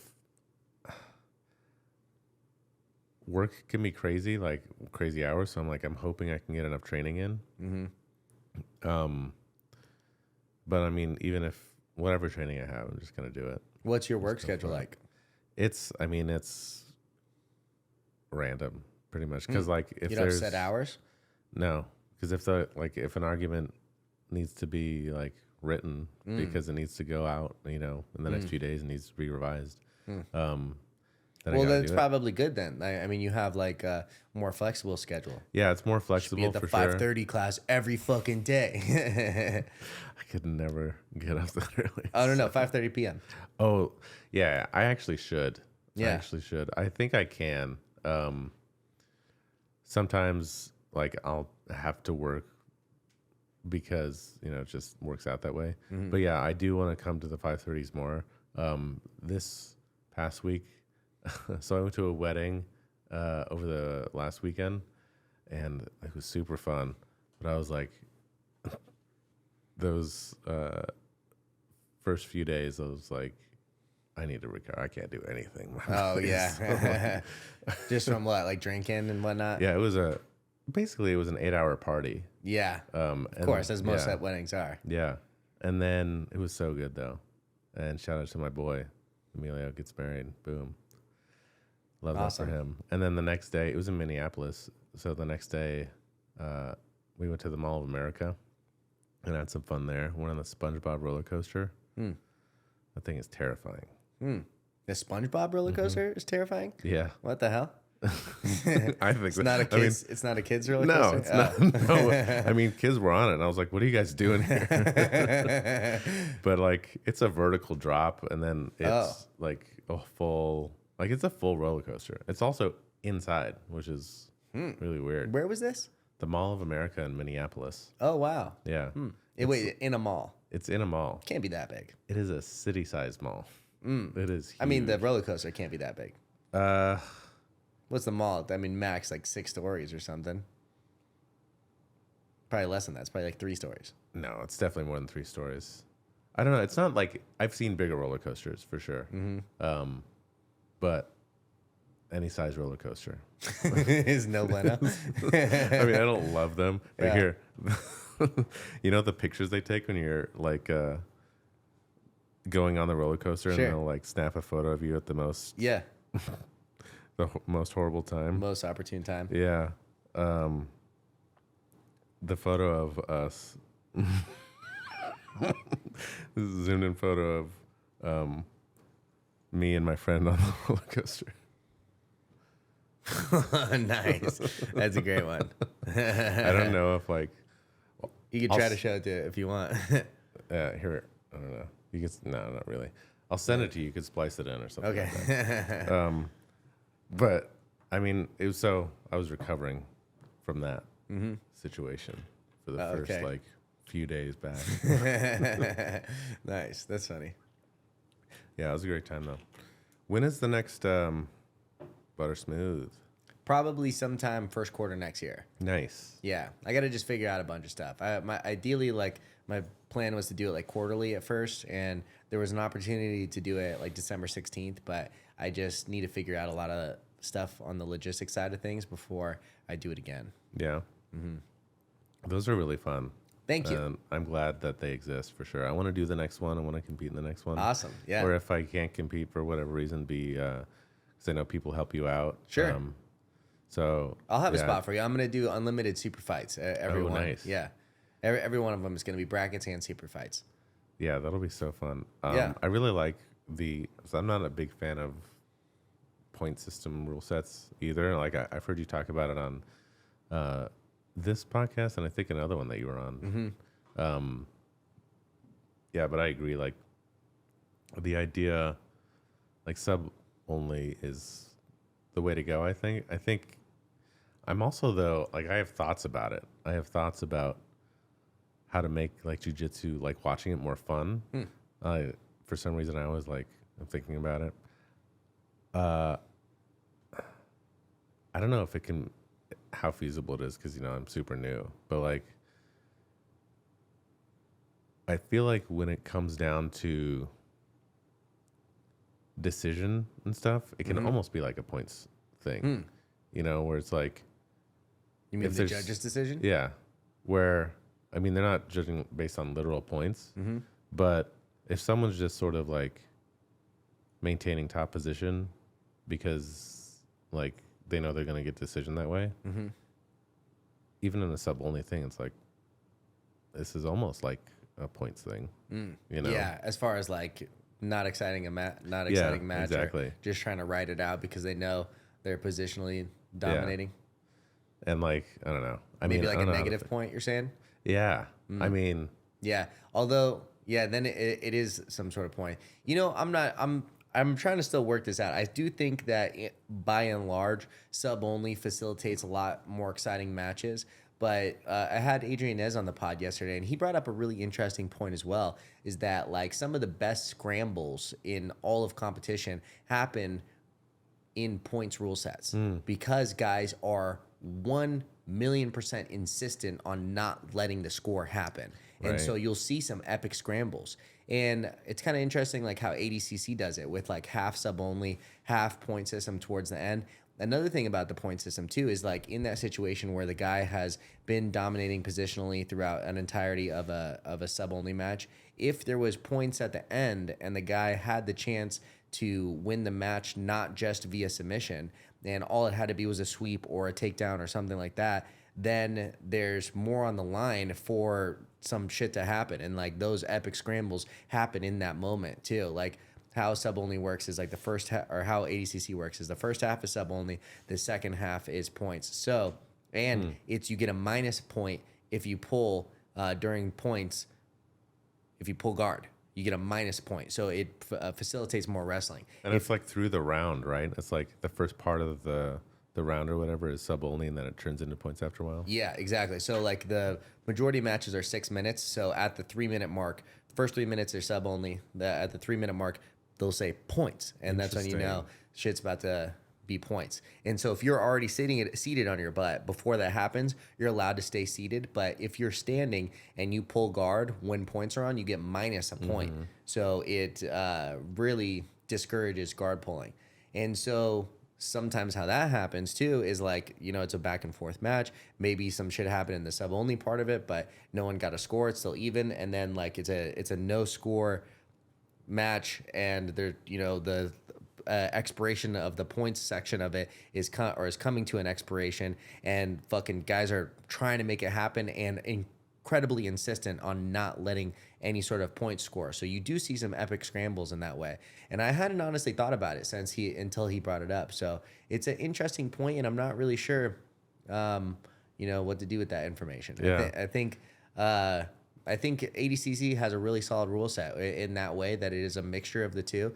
Although the rule set is like fairly complex in the way that like, or I guess it just takes a lot to learn. And I think as far as for a new competition, trying to implement a complex rule set, it would be extremely difficult. There's plenty of guys who compete at ADCC that don't even understand the rule set. They'll pass guard, and then the guy's like on his side, and they're like, where the fuck are my points?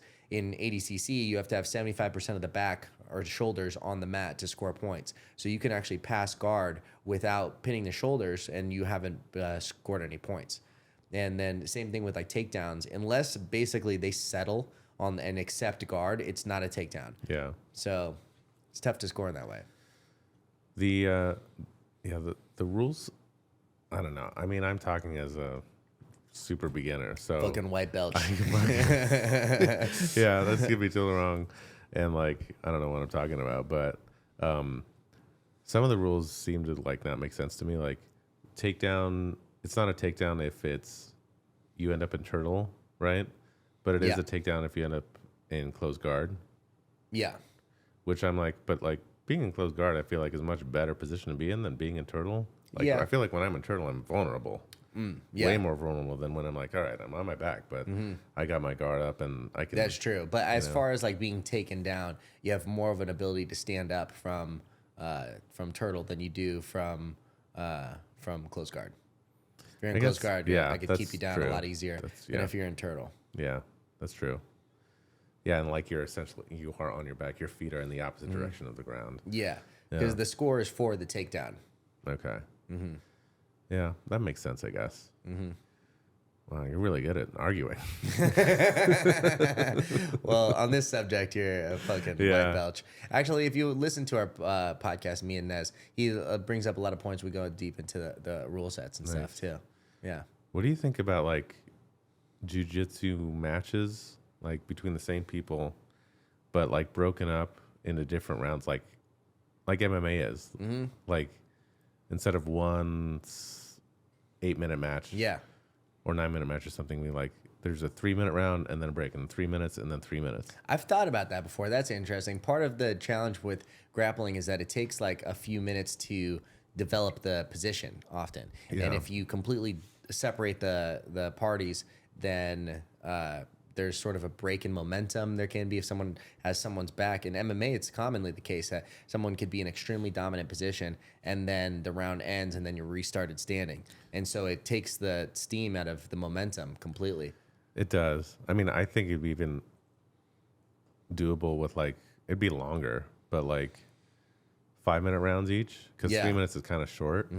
But like, also, too, a 5-minute round is also fairly short to actually get into it. That's part of why I feel like 8 minutes is a good sweet spot, because sometimes it takes, especially at the highest level, sometimes it takes a few minutes. Like, say it takes 3 minutes to get on the guard, into the guard, and then it takes minutes to pass and do all the stuff. And so it just doesn't happen quickly. One thing I think Polaris did was it would be like a 15-minute match, and they would score it as if it was rounds.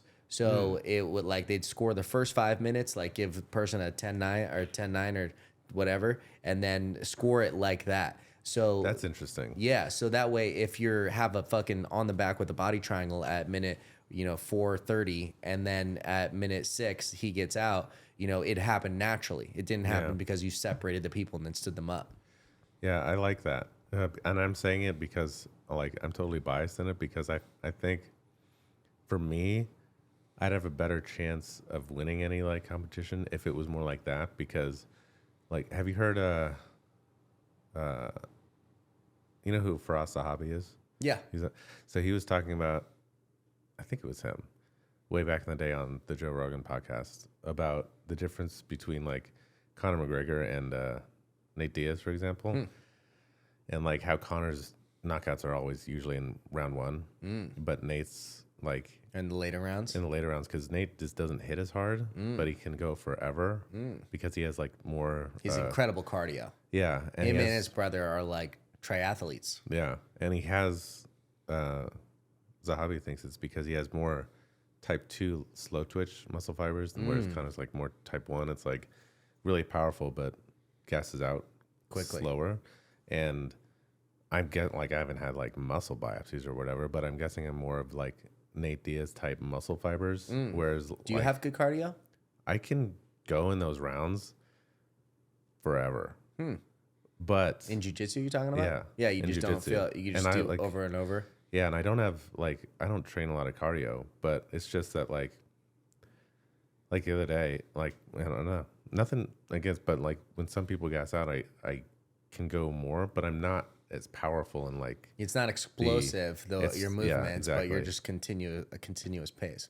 Yeah. So like, so if it was a longer round, if someone gets like, someone could sub me in the first like 5 minutes or something, because like they have more power and stuff, but I might have a chance if it's like a longer round and I get to like do my thing once I'm sort of like, I still have some steam, and maybe they're just like gassing out. So I think in a longer match that's scored more like it's in separate rounds, I might have personally a better chance, and I think it might equal because. Although, have you done a competition yet? No. Okay, well, So, a December. 15-minute in competition could be a different story. You're right. Yeah, That's because true. the adrenaline dump is something that to deal with.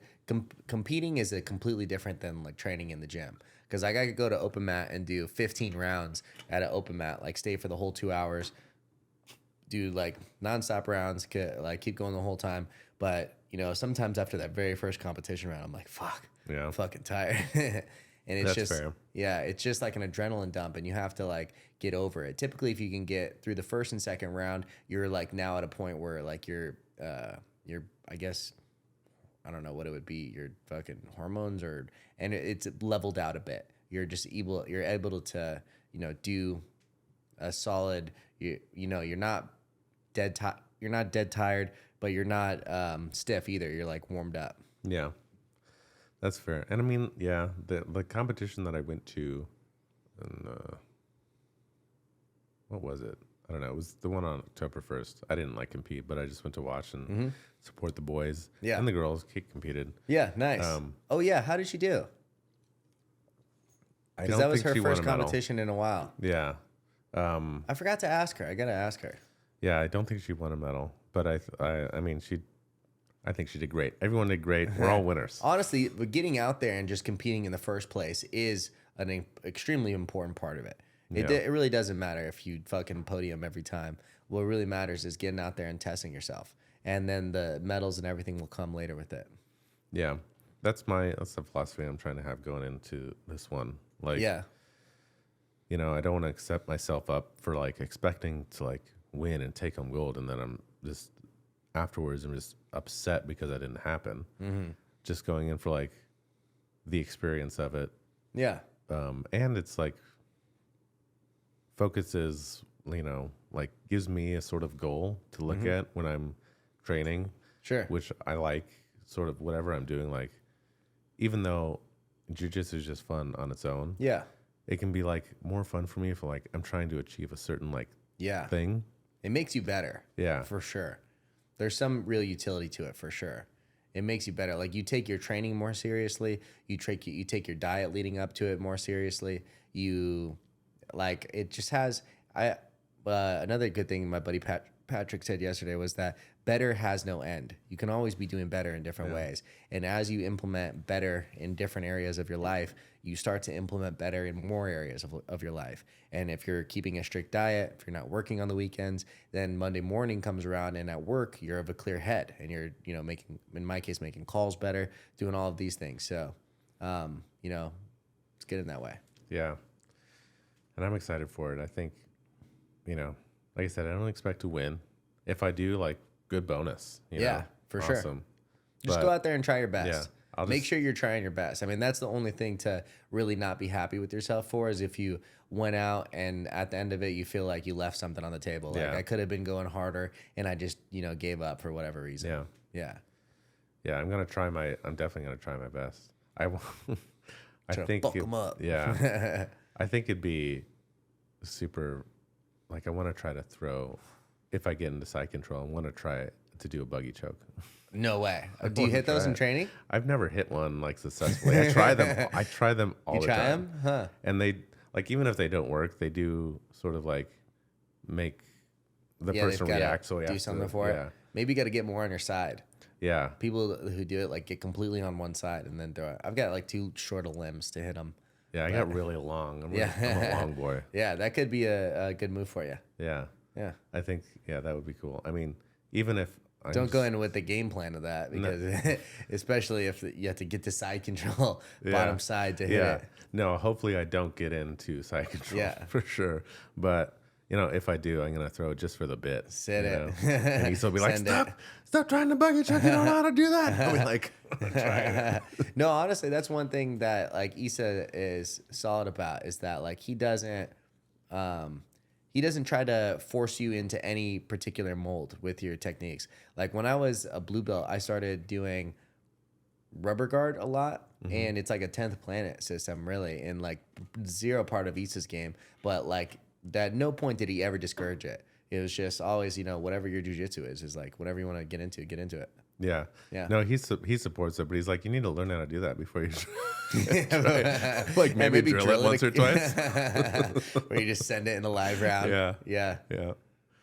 Yeah. It's fun though. It's a great, I think it's a fun show. I'm obsessed with, like in any kind of game, but jiu-jitsu for sure. Like pulling out a win from what looks like a bad position or like defeat, like a Von Flue choke, I think it's called. Yeah. So it looks like you're getting choked. Yeah. But then It is cool. Yeah.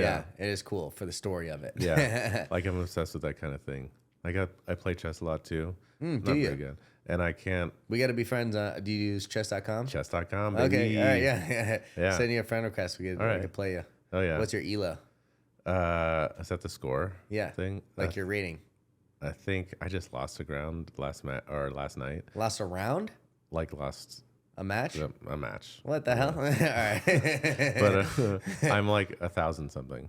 Oh, okay. Huh. Yeah, that's reasonable. That's a Yeah. good score. Not too high, but not That's too pretty low. good. Yeah. You must not play very much if you're saying just a single match. Like Well, when I play, usually I'll do like 10 in a row or I something. usually do 10 in a row, but then Yeah. last night I was like tired and I was like, I want to get around it. And then I was like, I don't know what the hell I just did. Like I lost my queen for no reason. Oh, no. So I was like, all right. I did that yesterday too, actually. I was playing and Gigi was just fucking all over the place. She's like begging for food. I just gave her a fat meal and she's like all over. I'm like distracted. I move and just like give up my queen, like almost first move. I was like, what Yeah. the hell is I doing? Like, what did I?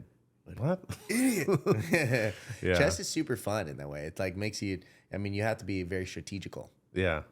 I like it a lot. I've been playing a lot. I don't like, I'm not a nerd about it. I don't study the books and stuff. I just sort of like try to do it and learn by playing, I think that's more fun. You just take inspiration from your idol, Andrew Tate. Okay, this is the third time. I have to say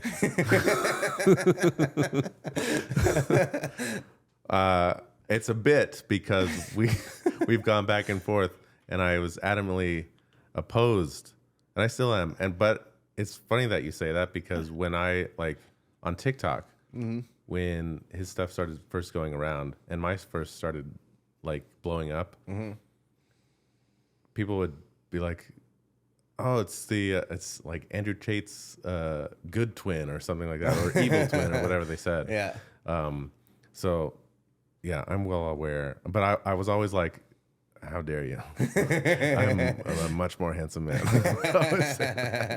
That's funny. Yeah. But yeah, so for the viewers, It is a bit. You're not a fan of Andrew Tate. In Which general, is funny because no. I think Tate has some good stuff to say. You think he's a sex trafficking rapist. Well- to which I say, hey, everyone's got a past. so funny. You just said that's so crazy. I'm just kidding. Obviously, that's like the jury's still out Yeah, on that, if well- that's actually the case or not. Yeah, but I mean, before that case started, I wasn't a big fan of what he was saying, and I'm not saying like for what reasons. so. It's not that he doesn't ever say anything that's like correct. He'll say a thing, and I'm He'll like, say something like super salacious I mean, a lot of it I think is trolling. Like he'll say stuff Yeah. like, he'll be like, I'll just say facts like women are bad drivers. and then I'll have a dozen different people making 4-hour videos of like, Tate said this. He's like, it's free marketing. I mean, I know that's at least one of the reasons why he does it. Sorry, hang on. Yeah. Got a burp, you know what I mean? The booch. It's the booch. So, like, he'll say something that I'm like, okay, that's fine, or that's like I agree with that thing. Yeah. And like I'm fine with being like, that's what he said here is a good point, but I think we talked about it a little bit, his misogynistic stuff, even if it's partially for like free marketing and stuff. Yeah. Like women are bad drivers. Yeah. I mean, he says much worse stuff than that. I don't have a fucking list of quotes of his You didn't ready come to with go. it? But like, I think you've seen some stuff where you're like, okay, that's misogynistic. He'll say stuff like, I mean, the worst things that I've seen is like, if the plane was going down and there's a storm happening, would you prefer a male pilot or a female pilot? He's like, I'd prefer a male pilot because in high stress situations, males will do better at handling it. Yeah, so, I mean, it's stuff like that where I'm like, that is fairly misogynistic. I mean, it doesn't. Yeah. I mean, in reality, if it's an extremely competent pilot, that's what would matter. Yeah, exactly. But, as far as the misogyny, I really think that about is like one of the worst things that he said. Like, he doesn't like people will say that to him and call him out and then like ask for specific quotes. And there's really not many.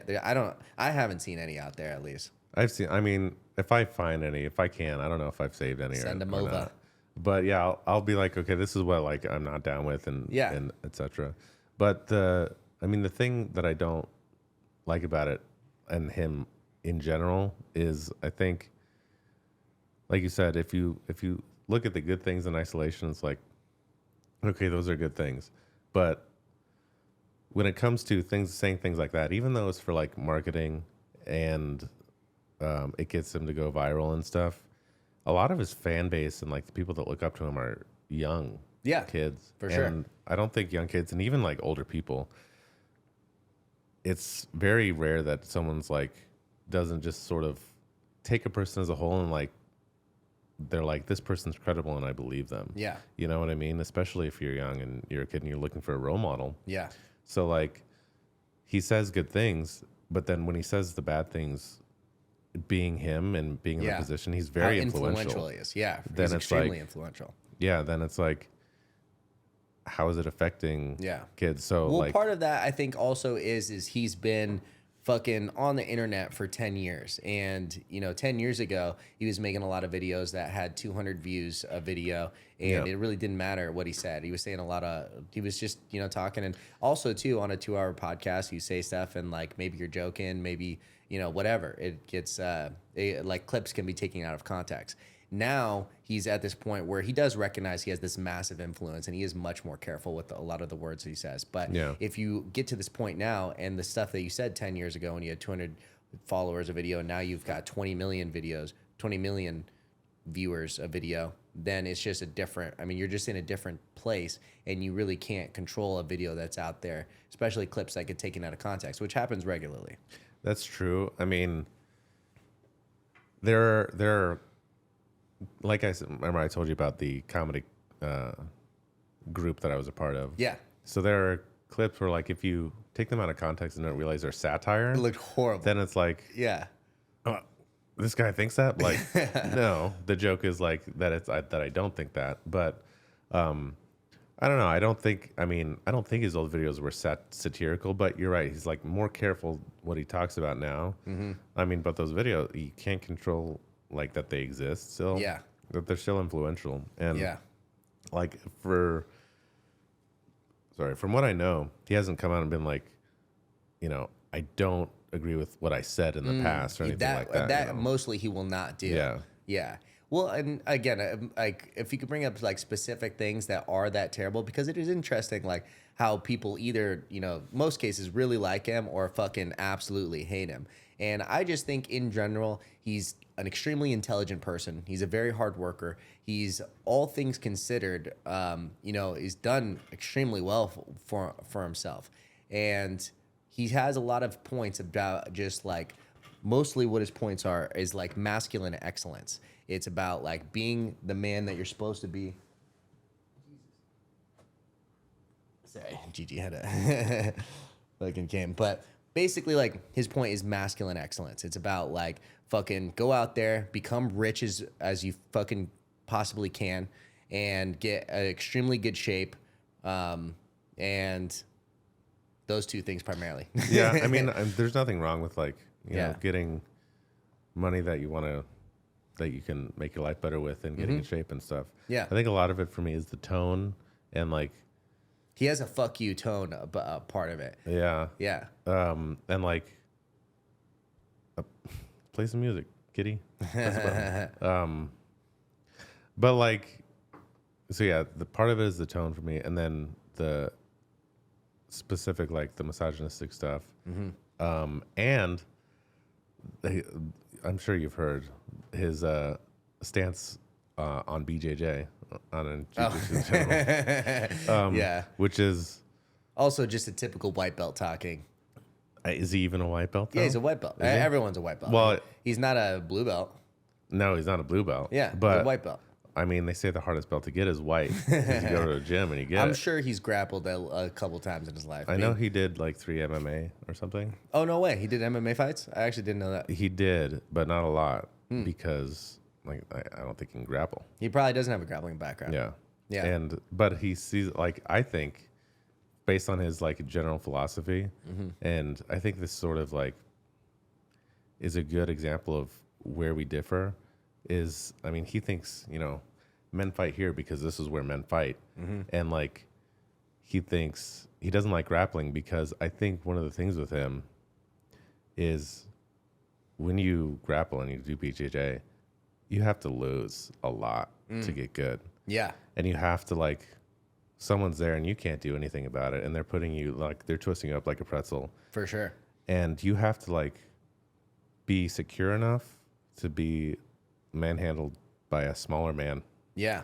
For sure. Well, I would have to argue that, like, in a striking art, you don't just start very good either. You get beat up. And True. like getting beat up in a striking art is, I mean, hard for the ego as well. And you get really hurt that way too. And so you've got to get through those similar mental battles, but in just a different way. As far as, it is an interesting, well, as far as the point about jujitsu, like sucking, there is something to be said for the fucking brown or black belt who doesn't work on the wrestling at all, has zero wrestling game, zero top pressure. And like, it's like, how are you going to take someone down? How are you going to defend yourself in an altercation if you don't know how to take someone down? Yeah, in a real fight. Yeah, if you don't know how to take someone down, well, you're going to fucking pull guard. Yeah. Well, yeah. I mean, is the other person trained at all? If it's a non-trainer, my money is still on, like, the black belt. Yeah, whoever. Yeah. Even if they don't, I mean, they could still, from sitting on the ground, mess someone up who's never trained Until the buddy comes by and just fucking head True. kicks him. Yeah. True, but like, that's one of the things he says, like, in a street fight, you don't take it to the ground. Like, okay, Yeah. don't. But So you sometimes get a they really just good fucking end wrestler. up. Yeah. I mean, sometimes they just end up on the ground. Yeah. Things happen. That part of it's just a white belt talking. He Yeah. doesn't. Because like in an MMA fight with a fucking extremely good wrestler, you could be a world champion kickboxer. Once you get taken down, it's a completely different game. Yeah, but like, I mean, calling it useless is just. I mean, that's just. It's silly not talk. useless. Yeah, No. obviously. Did he say it was useless? Yeah, he said. Yeah. He says BJJ is absolutely useless outside like the mat or the octagon. Well, And I'm also like, too, again, the guy isn't a god. He's not perfect in Yeah. every way. I just think he's got a lot of really good shit to say. I mean, like I said, he'll say a thing, and I'll be like, I'll comment like, very rare Tate W. You know? Okay, yeah. But like in general, I worry about how influential he is because he is. I don't think he's an idiot. No, he's not. He's a smart guy. Which could make him even like it makes someone who has, not saying that he does have bad intentions in terms of like influencing the youths, but I think someone who in his position and who is smart about marketing and stuff like that could end up having negative effects, even if they don't mean to, or maybe like he thinks they're positive and I think they're negative. Yeah. But like, I think he does push this philosophy of like, men are meant to do this, women are meant to do this. They're not supposed to like overlap very much. Yeah. And women have to be like feminine. Like, I don't know if it was him or his brother, Tristan, but I can't imagine they disagree On whichever too one much. they said. Yeah, but they aren't down with women learning self-defense. But like, so that's because that's a man thing. Yeah. And then women shouldn't learn self-defense. I think they said because it gives a false sense of like security, and the way to self-defend is to just like listen to your Have a protective man. listen to your father until you get a husband or a boyfriend or whatever, and listen to him and have and never go Well, anywhere that without seems like him. a very silly point. I've never seen that video before. I'll try to find it and show it to you. Yeah. It might have been his brother. It might have been him. I don't know. But like, I'm like, what? Yeah, that seems like a very silly point. Yeah. Yeah, it'd be great for women to be competent in self-defense. Yeah. For sure. And like, he's spoken to, like, this is just something I disagree with. And like, your girlfriend does jiu-jitsu. Yeah, she's so a blue like, belt. Yeah. So you'll agree with me where I'm like, if I'm gonna be like with someone romantically, I would want them to be like doing jiu-jitsu. I mean, they don't have to do jiu-jitsu, but like competent as well. Yeah, competent in that kind of way. Like, I know a bunch of like girls that do like kickboxing or stuff like that. Yeah. And I find like that's attractive, and some people don't like it. Like he's said, you know, like he's not interested in that and that sort of thing. Yeah. Well, that seems crazy. I mean, I think it's one of the coolest fucking things in the world that me and Taylor get to share jiu-jitsu together. Yeah. It's like super cool. I get to teach her stuff through that. She teaches me stuff in yoga. We train together in both, and it's like one of the coolest things ever. Although I'd have to say, if she didn't do jiu-jitsu, it wouldn't be like I wouldn't force her into it. Yeah, I mean, exactly. Yeah. If only like, you know, do something if it brings you joy. For sure. Yeah. You know, and like to any ladies listening, you don't have to do jiu-jitsu. Although to be you'd enough. be cooler if you did. But like, it's important for like self-defense and like self-confidence too, to be able to like understand that like I've literally grappled with men before, and I could, if shit goes down, if someone tries to force themselves on me, I have a tool set that I can use to fucking strangle that motherfucker. And the jiu-jitsu in particular is probably the most helpful in that, like being a woman defending against those types of attacks. For sure. A lot of attacks are from like a super rapey position. Yeah. And like that'll help you get out of those situations. Yeah. And so, I mean, like, also too, like compared to striking, if someone is much bigger than you, and you know, for one, it may be difficult to actually like reach the head. I don't know if you have done a striking or you're already a tall guy. Kickboxing. Oh, nice. Classes. Yeah. At One Love. Oh, okay. Oh, very cool. Yeah. So like I'd boxed a little bit out of high school for maybe like 2 years or so, and like anytime I sparred someone who's significantly taller, it's really difficult to actually just reach their fucking head. Yeah. Like and you know, especially they're obviously good too, and they've got long arms and stuff. In like a position where someone's forcing one on the other, a much bigger person is just gonna like hug them or grab them, and so from there, grappling is what's important. Yeah.